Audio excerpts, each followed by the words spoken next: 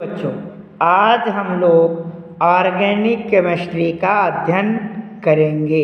सबसे पहले हम देखेंगे कि बॉन्ड ब्रेक कैसे होता है, फिर देखेंगे कि बॉन्ड का फॉर्मेशन कैसे होता है। Breaking of old bond and formation of new bond is known as reaction. तो कहते हैं ओल्ड बॉन्ड का ब्रेक हो जाना, न्यू बॉन्ड का बन जाना ही क्या कहलाता है, रिएक्शन कहलाती है। अब जैसे यहाँ पे ए और ए के बीच एक बॉन्ड दिखाया गया है, बी और बी के बीच एक बॉन्ड दिखाया गया है। यहाँ पे ये वाला बॉन्ड ए और ए के बीच ब्रेक हो रहा है, बी और बी के बीच बॉन्ड ब्रेक हो गया। अब न्यू बॉन्ड का फॉर्मेशन हो रहा है, ए बी आपस में बॉन्ड बना लेंगे। तो कितने मॉलिक्यूल्स बन गए, 2 बन गए ए बी के मॉलिक्यूल्स। अब यह जो पाथ होता है रिएक्शन का, पाथ होता है रिएक्शन का, रिएक्शन के पाथ को ही हम कहते हैं मैकेनिज्म। अब हम देख लेते हैं कि बॉन्ड फिजन मतलब ब्रेक करना, ब्रेकिंग। तो हम देख लेते हैं बॉन्ड टूटता कैसे है। तो बॉन्ड ब्रेक होने के 2 तरीके हैं, एक होती है होमोलिसिस और एक होती है हेट्रोलिसिस। होमोलिसिस सबसे पहले देखेंगे हम लोग। होमोलिसिस में क्या होता है, होमो मीन्स होता है सेम, होमो मीन्स सेम। लेसिस का मीनिंग होता है लेसिस मीन्स होता है ब्रेकिंग। तो सेम ब्रेकिंग होना, तो इसी को कह देते हैं इक्वल पार्टीशन, इक्वल पार्ट्स में डिवाइड करना। जैसे कि यहाँ पे देखो ए और बी के बीच एक बॉन्ड होता है, तो जो एक बॉन्ड बनता है उसमें एक इसका इलेक्ट्रॉन होता है और एक इसका इलेक्ट्रॉन होता है। तो एक बॉन्ड में एक pair, lone pair of electron होता है, एक पेयर, और इलेक्ट्रॉन्स कितने होंगे एक पेयर में, 2 इलेक्ट्रॉन्स होते हैं। तो यहाँ पे जैसे 2 इलेक्ट्रॉन्स हैं एक बॉन्ड में, तो एक इलेक्ट्रॉन बी पे चला जाए और एक इलेक्ट्रॉन ए पे आ जाए। तो यहाँ पे फॉर्मेशन होता है फ्री रेडिकल्स का। किसका फॉर्मेशन होगा, फ्री रेडिकल्स का। एक इलेक्ट्रॉन हाफ इधर गया हाफ इधर गया, तो फॉर्मेशन होता है फ्री रेडिकल्स का। और फ्री रेडिकल्स क्या होते हैं, पैरामैग्नेटिक होते हैं। पैरामैग्नेटिक वह कहलाते हैं जिसमें अनपेयर्ड इलेक्ट्रॉन होते हैं। अब देखो जो ये फ्री रेडिकल्स का फॉर्मेशन हुआ है इक्वल पार्टीशन से हुआ है।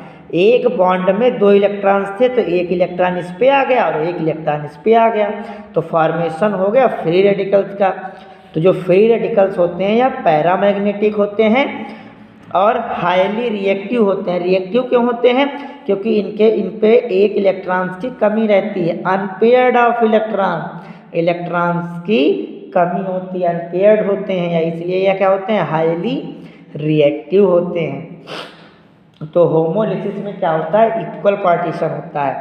तो बॉन्ड फिजन में हम देख चुके हैं होमोलिसिस को। तो होमोलिसिस में क्या होता है, इक्वल ब्रेकिंग होती है। तो फ्री रेडिकल्स का फॉर्मेशन होता है। फ्री रेडिकल्स जो होते हैं पैरामैग्नेटिक होते हैं। पैरामैग्नेटिक क्यों होते हैं, अनपेयर्ड इलेक्ट्रॉन रह जाता है, और यह हाईली रिएक्टिव भी होते हैं। अब हम देख लेते हैं हेट्रोलिसिस। हेट्रोलिसिस क्या होती है, हेट्रो मीन्स होता है डिफरेंट, लिसिस मीन्स ब्रेकिंग। तो इसमें अनइक्वल पार्टीशन होगा। तो अनइक्वल पार्टीशन जैसे ए और बी के बीच एक बॉन्ड बना था, एक इलेक्ट्रॉन इसका और एक इलेक्ट्रॉन इसका मिलकर एक बॉन्ड बन गया था। अब क्या हुआ, ये 2 इलेक्ट्रॉन्स जो हैं दोनों के दोनों इलेक्ट्रॉन्स बी पे ट्रांसफ़र कर दिए गए। ये वाला बॉन्ड इस तरफ टूट रहा है, तो जिस तरफ इसका हेड होता है ब्रेक करने का उस तरफ माइनस चार्ज आता है, और जिस तरफ इसकी टेल होती है उस तरफ प्लस चार्ज आ जाता है। तो यहाँ पे जब डिफरेंट ब्रेकिंग होती है या अनइक्वल पार्टीशन होता है तो यहाँ पे फॉर्मेशन होता है आयंस का। किसका फॉर्मेशन होता है, आयंस का फॉर्मेशन होता है। तो यहाँ पे प्लस और माइनस बन जाते हैं, आयंस बनते हैं, प्लस माइनस चार्ज आ जाता है। कैसे आया, कहते हैं जिस तरफ ये हेड जाता है ब्रेक होता है, जिस तरफ हेड होता है उस तरफ माइनस चार्ज जाता है, और जिस तरफ ये टेल होती है उस तरफ प्लस चार्ज रह जाता है। तो ये होती है हेट्रोलिसिस में क्या बनते हैं, हेट्रोलिसिस में आयंस का फॉर्मेशन होता है, यही हम ज़्यादातर अध्ययन करेंगे। और होमोलिसिस में क्या होता है, होमोलिसिस में फ्री रेडिकल्स बनते हैं, फ्री रेडिकल का फॉर्मेशन होता है। तो ये बॉन्ड फिजन था। बॉन्ड फिजन के दो तरीके होते हैं। अब ये बॉन्ड फिजन देख चुके हैं। बॉन्ड फिजन के बाद हम लोग देखेंगे कि बॉन्ड का फॉर्मेशन कैसे होता है। तो टूटने का तरीका पढ़ना बहुत ज़रूरी था। तो सबसे ज़्यादा ये वाला पूछा जाता है, आयंस का ब्रेकिंग होती है। तो जिस तरफ ये हेड होगा उस तरफ नेगेटिव चार्ज आता है और जिस तरफ टेल रह जाती है उस पर प्लस चार्ज आ जाता है। तो नेगेटिव जिस तरफ आ जाता है उस तरफ इलेक्ट्रॉन की संख्या बढ़ जाती है और जहाँ पे प्लस चार्ज आता है वहाँ पे इलेक्ट्रॉन की संख्या कम रह जाती है। तो ये हम लोगों ने पढ़ लिया बॉन्ड फिजन। तो बॉन्ड फिजन के दो तरीके हो गए, होमोलिसिस, हेटेरोलिसिस।